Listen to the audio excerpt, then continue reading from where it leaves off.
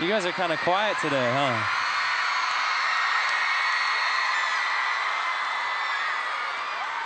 All right, everybody, hi, I'm Jonas, and I am thrilled and humbled to be here at We Did Seattle. And I'm even more humbled to be bringing our next guest. These three young people are forces to be reckoned with when it comes to their passions and goals.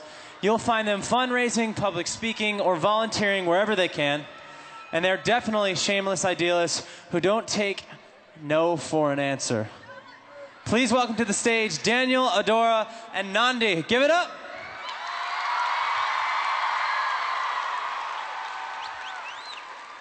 Hey, guys. Hi. How's it going? Good. Good? Hey, Joe. Yeah. All right.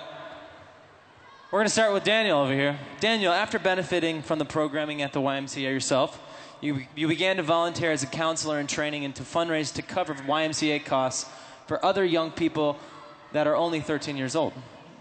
What first got you interested in fundraising? Well, my counselor at the YMCA told me that some parents don't have enough money to send their kids to the Y. And she told me about the Partners with the Youth campaign, which is the annual campaign that gets all of the scholarship dollars. So she offered me to give a speech at their fundraiser, and I got really excited for it. Very cool. So growing up, I had people that I looked up to. Who are some of your favorite people to look up to? I look up to my mother because 18 years ago, when she immigrated to this country, she worked hard to learn English. And seeing her every day taking care of three boys and seeing her determination makes me want to be better and help others think that they can make the world a better place. That's awesome. Now, do you think you're going to continue to volunteer as you grow up? And what kind of volunteer work would you like to be a part of in the future? Of course I will. I will continue to do things that I can, volunteer. But I would want to help the poor, hungry, and the elderly. But I think that anything that gives me a chance or the opportunity to help others make a difference would be great. Awesome. Give it up.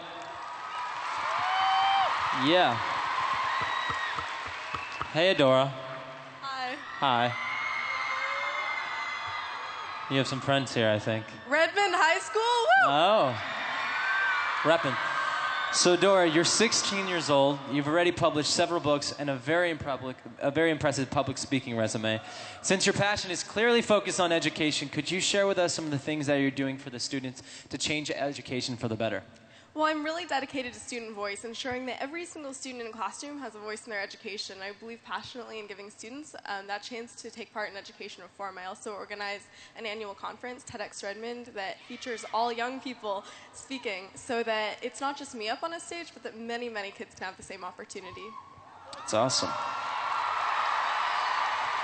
Now, why don't you tell us a little bit more about how you got here today, what got you excited about writing and speaking, and would you ever imagine you'd gain this amount of success doing this?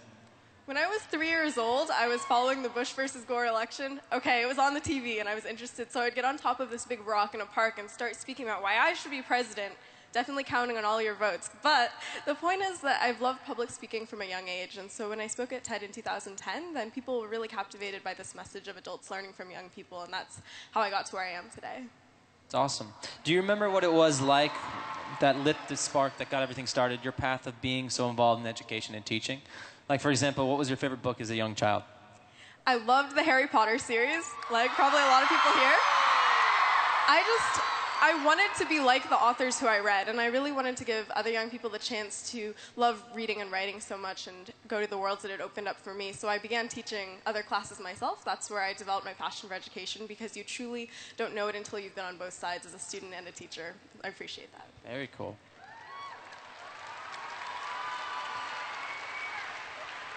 We got Nandi over there. Hey, hey. At 18 years old, you started your own nonprofit, Hand in Heart, an organization that provides support to grassroots organizations in Africa and creates opportunities for young people here to make a difference. You were born and raised in South Africa, so I guess this organization is very close to heart, if you get my joke. Do you think that growing up in South Africa has given you a stronger motivation to do the work that you do? Absolutely. growing up in a country like South Africa, you experience extreme inequality so tangibly. And this has profoundly impacted me as a person, but so too has living in the United States. And these two experiences combined actually is why my chosen life purpose is to create opportunities for people here that can educate those who perhaps have not had this direct experience, and also enable and inspire them to actually make a difference. Cool. Now, do you remember your first day of fundraising, and what was it like to have that feeling of leading your own organization? Spectacular, you know, and every single time we've done a project, I've proved to myself and to every single person involved in the project that absolutely anyone can make a difference. And seeing this light go on inside people and then seeing them continue on doing amazing things in the world has been one of the coolest experiences. Very good. Now, what advice do you have for the young people in this audience who are looking for a way to focus on their passions and interests? Get your phones out, bookmark handandheartnow.org, and come and find out how we can support you through initiatives like #HobbyPhilanthropy.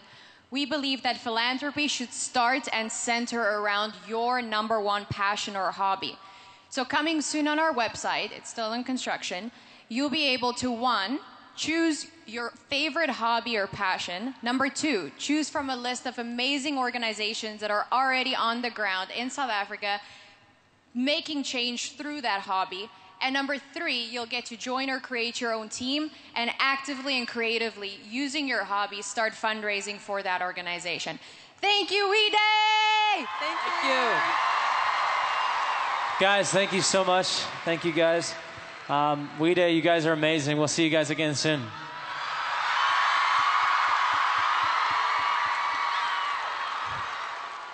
Where we come from often